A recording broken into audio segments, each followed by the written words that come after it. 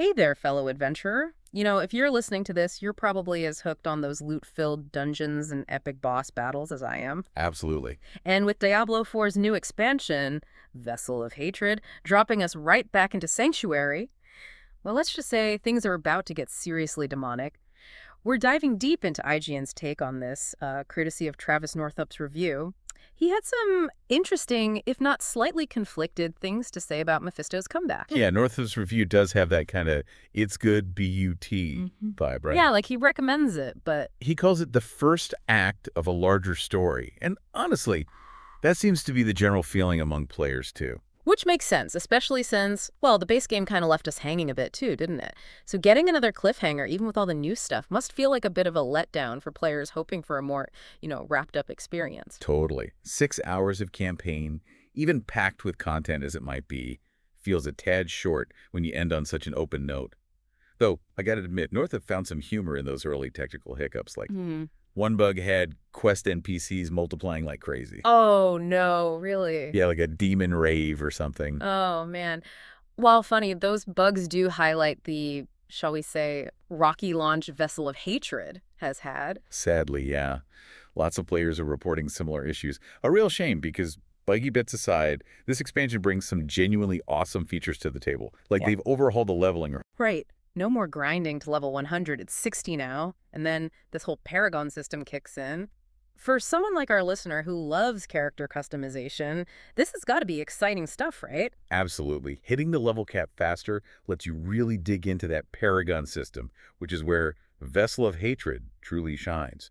It's a whole new level of character customization, leading to some wild and complex builds. And it all ties in with the return of rune words, too. So for our listener, that means even more depth to how their character progresses. Socketing those powerful runes as a whole other strategic layer. Exactly. Perfect for those die-hard Diablo fans who love to min-max. Especially with the new Kurast Undercity Time Attack dungeon. Seems like it'll be the place to test out those meticulously crafted builds. And of course, we can't forget the new kid on the block, the Spirit-born class. Channeling animal spirits for different abilities. That's just begging for some creatively chaotic gameplay. Right. It's a breath of fresh air for the Diablo roster. Instead of being stuck in one role, the Spiritborn is all about versatility. Each animal spirit offers a different playstyle, so you can adapt to almost any combat situation. So, like, instead of it just being a tank or a damage dealer or, stuck in one lane, you can swap between them on the fly just by channeling different spirits. For our listener out there who loves trying new playstyles, I bet this is right up their alley. For sure, it's kind of like the druid from the older games, Hmm. but way more fluid between the roles. Really plays into that adaptable style rather than locking you into one build from the get-go. Northup even kind of hints that some might find the Spiritborn a little too versatile, like maybe it overshadows the other classes. Though, like we said before, overpowered really depends on who's playing. What's OP to one player might just be the right kind of chaos for another. Exactly. That's what's always made Diablo so great. It's all about those different playstyles and preferences. If you're all about that hyper-specialized build, hey, the other classes are still there. Spiritborn just adds another layer to the mix. Speaking of variety, let's talk about that Dark Citadel raid. That's a big deal, right? First raid ever in Diablo. Did it live up to the hype? It's definitely new territory for Diablo, that's Yeah. for sure. And Northup gives him props for trying it, Mm-hmm. but he did find the mechanics a bit simpler than other MMOs out there. Ah, okay. It's a good start, though. Maybe a taste of bigger, more intricate raids to come. Especially now that we've got the party finder. Being able to group up quickly makes tackling those big endgame challenges way more approachable. Seems like Vessel of Hatred is really trying to bridge that gap between solo and group play. Yeah, and it's a smart move from Blizzard. Party Finder removes that whole, oof, got to find a group hurdle that Yeah. used to exist. Makes it that much easier for players to experience those awesome cooperative moments that honestly make Diablo what it is.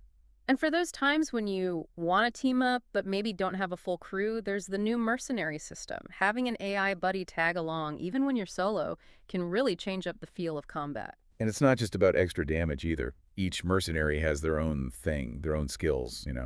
Adds another layer of strategy because now you can tailor their build to complement yours, create some killer synergies. It's like having a mini-me watching your back. Except this one actually listens and probably won't snatch up all the loot before you can grab it. Right. Way better than some adventuring partners I've had.